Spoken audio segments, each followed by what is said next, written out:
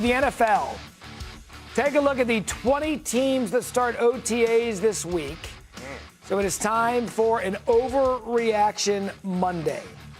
Dan, is it an overreaction that bringing back Aaron Rodgers means that the Steelers will repeat as AFC North champions? Of course it's an overreaction. They won it on a missed field goal in the last game last year. Aaron Rodgers comes back at 42 years old. Is he going to play every game? He missed one last year, but that's pretty good. Is he going to play 16 games again? I think it's a lot to ask him at this point in his career.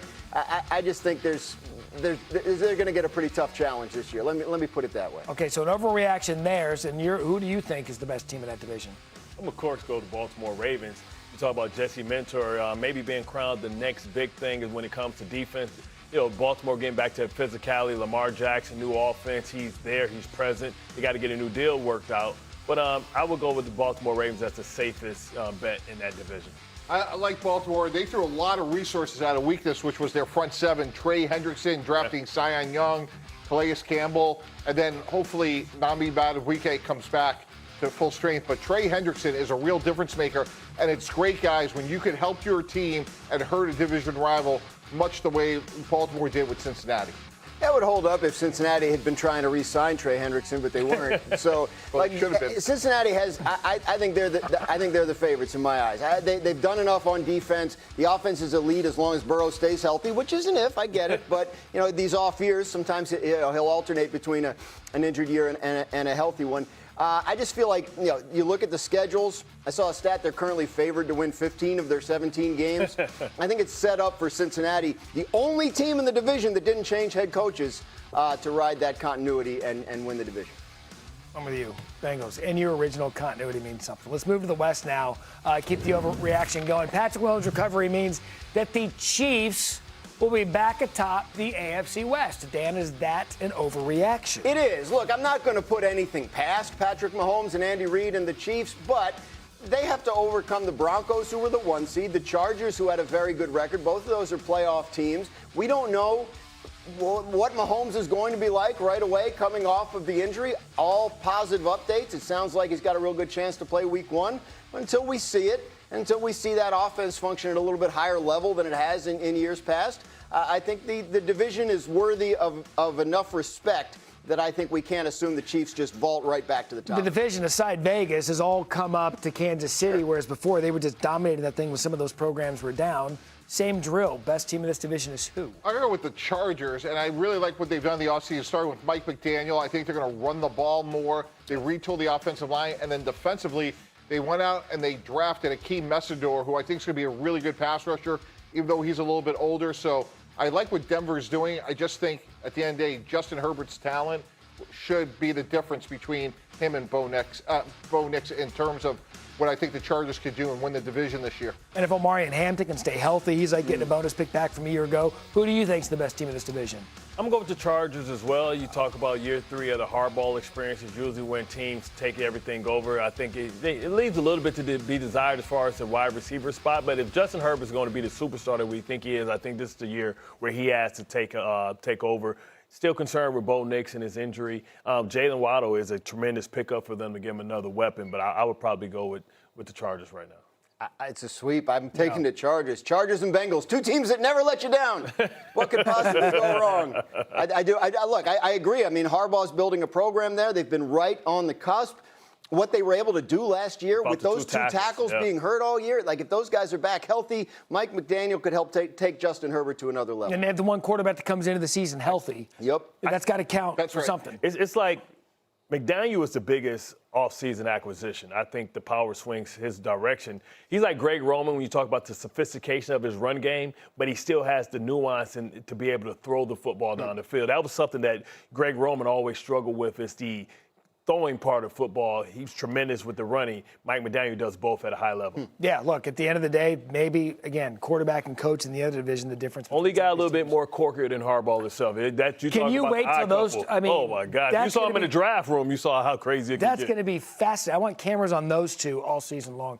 Finally, we switch gears to the NFC. Dan, is it an overreaction that the Rams have done enough this offseason to unseat the defending Super Bowl champion Seahawks in the division and NFC? It's not an overreaction. overreaction, and that's no disrespect to Seattle either as champions. These two teams were as close as it could possibly be last year. You're talking about an absent-minded failure to pick up a two-point conversion, or a loose ball in the end zone on what later became a two-point conversion, being the difference between being the 1 seed in the conference and a wild card. Obviously, the Rams are right there. They've addressed the secondary. If Matthew Stafford can stay healthy all year, they're going to be formidable. I don't think it's out of the question they knock off Seattle. All right, we're going out of the division. We're going complete NFC, Bart. Okay. Who do you have? I'm going with the Rams. I mean, I think they're a team that has the best quarterback, one of the best quarterbacks in football. He's the reigning MVP. I think to be able to address the special teams was really what killed them. If they just had average special team play, I think they would have been in the playoffs in the number 1 seed. And now you add the fact that they went out and get McDuffie to be able to handle that back end. That front end is only going to get better with those young, talented pass rushers. Plus, they have Ty Simpson now, so. Yeah, I'm going Seattle. As Dan mentioned, 3 games by 7 points. But legit. Seattle's quarterback is younger. He'll get better. And the Rams quarterback is holding on. And Jadarian Price, first-round pick, more explosive than Kenneth Walker. So you believe in redemption stories, but you don't believe in Deshaun Watson? That was last hour. Harbaugh has a lot on his plate because you talk about, Harbaugh's trying to bring toughness here, right? And you talk about Jackson Dart and how he has to understand how important he is and how he has to not – he's in concussion protocol 5 times last year. That's never good if you're going to be a franchise quarterback. But then he doubles down on it, right? And he says, hey, that's just how I play. Then he talks about toughness and what Harbaugh was talking about. Like, listen, he's talking about toughness for everybody, not you. That message isn't for you. So he has to do a better job of understanding, and these are young leaders that are going to have to develop, and we don't know who are the leaders of this team. And you think, though, potentially that something this early in the offseason, we got 3 months till the regular season starts, something this early in the offseason could actually help Harbaugh further that culture because it has to get worked out. Right. I mean, look, yes, it offers the opportunity to have constructive discussions behind the scenes that help the players in the locker room understand, each other foundationally at a different level. And I think that's, ultimately, if that's what comes out of this, then good. I think it kind of underscores the challenge that John Harbaugh has here. Yeah. Because with Bart's point about it's a young team. Yeah. I mean, these are 2 guys that are 2 of the most prominent players on the team. They were drafted last year. Right. So John Harbaugh, this isn't a Giants team where you just got to plug in veteran coach with the Super Bowl title and assume that's all you were missing. Yeah. He still has to build something that's kind of a ground-up rebuild still in New York. And you talk about the youth of this team. One of those guys, Malik Neighbors, by no means is a veteran yet, gets injured last year. The sound came out last week. We're like, now, wait a second. That doesn't sound great. How concerning is that when you add all of it on top? I think it's extremely concerning because for Jackson Dart to be his best, you want him to have his best receiver. Malik Neighbors is an elite talent at the position that we have seen when he's been healthy, but it doesn't sound like he's going to be healthy at the start of this season. It doesn't sound, there's questions about how effective he'll be coming off of multiple knee surgeries in the same offseason. At all this year. So I think this is a significant area of concern for the Giants. Nothing they can do about it right now other than rest him and rehab him and get him ready for whenever he can come back. But multiple knee surgeries. The second was not planned. It was because the first one didn't work. And so, I think there's legitimate reason to wonder how much, if at all, you'll have Malik Neighbors this season, and if you do, how effective you can expect him to be. One of the big challenges for the Giants is Jackson Dart and Malik Neighbors played together in one game, and look who they're competing against. You think about the offenses of Dallas and Philadelphia, Dak Prescott, Jalen Hurts, great quarterbacks with great skill players. And look, Washington, Jaden Daniels went to the Final Four his rookie year. Obviously, he got hurt last year, so this is a division you're going to have to score points. It starts with your quarterback, who's going to have to stay healthy. And Malik Neighbors is a great player, but it is ominous what John Harbaugh said before the draft.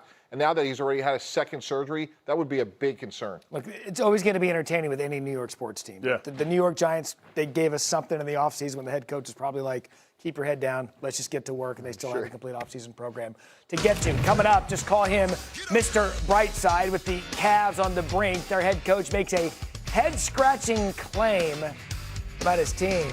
Wait until you hear it. Here's what else is arriving soon on Get Up. The Indy 500 stunner, plus how the Bears